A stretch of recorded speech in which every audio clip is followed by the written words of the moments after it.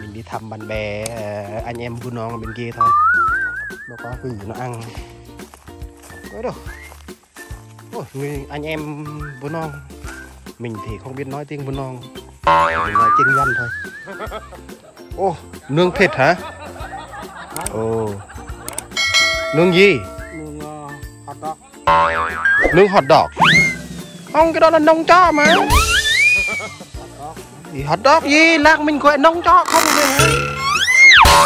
Đồ, lứa đẹp. Có nông chó phải không?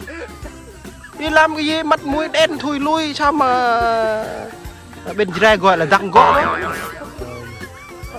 Nhóm lứa này. Ồ, Nhóm lứa. sao anh biết nói tiếng dưới không vậy? Không biết. Nói tiếng Văn đi để hiểu nhau. Xin anh ăn nông cho nha. Ủa sao nướng tôi hồi nãy sao không có ăn luôn hả? Có nhiều cái này là đủ. Nông cho nó ngon. Thịt đó, cái thịt như thế này. Ngon lắm. Sao ăn buồn quá vậy? Sao buồn dữ vậy ngày này sao vậy? Đầu tư Việt Nam. Ủa, đầu tư Việt Nam vui chứ sao buồn vậy? Đầu tư Việt Nam sao lại không buồn? Buồn cái gì? Mình đầu tư Việt Nam mà lại buồn, phải vui chứ.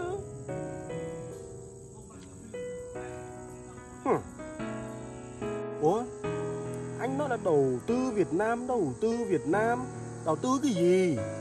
Cà phê, hay là tiêu, hay là đầu tư cái gì? Tại vì mình đầu tư Việt Nam là xây nhà, xây cửa, rồi trồng cà phê, cà pháo, rồi tiêu này nọ, mình phải vui. Buồn.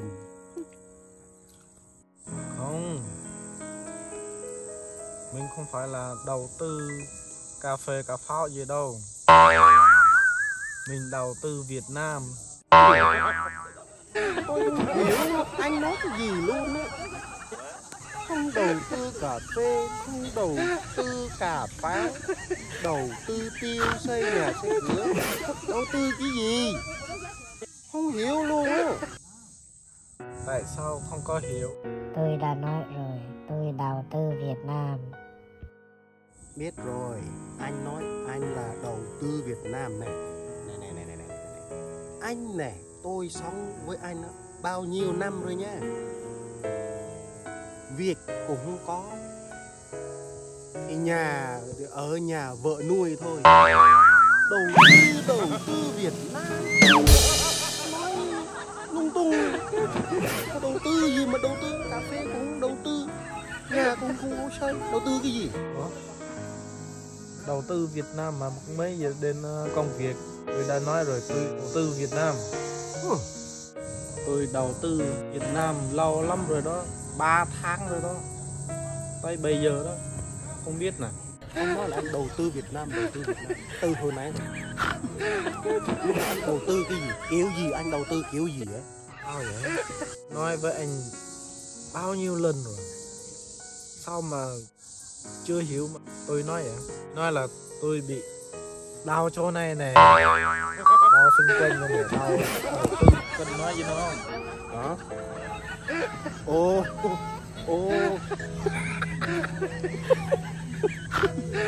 Từ hồi nãy nói là đầu tư là đau, phải không? Anh nói là anh đau từ cái này là đầu tư Việt Nam, là từ hồi trước là anh ở Việt Nam anh đau, phải không? Hay phải không? Phải chỗ nào phải không? Xong rồi anh đau chỗ này á là từ Việt Nam phải không? Đúng rồi. Hồi xưa là anh ở Việt Nam anh đau có đúng không? Đúng rồi. Đầu tư tưởng là đầu tư cà phê, cà pháo, đầu tư Việt Nam xây dựng nhà cửa. Không hiểu, cuối cùng mới hiểu cái thằng này nó đau thôi, đau bụng. Đầu tư Việt Nam, đó là đau. Đầu, ok. Đầu là từ Việt Nam rồi. Không hiểu. Đầu tư, tưởng là đầu tư thật. Đúng rồi đó. Tại vì tôi đầu tư Việt Nam, tôi đâu được đi làm đâu. Đi làm thì đau hoài. Tại bỏ Thôi, nói đầu tư nữa. Mất công khó hiểu quá. Thôi, ăn thịt đi. Đầu tư cũng được.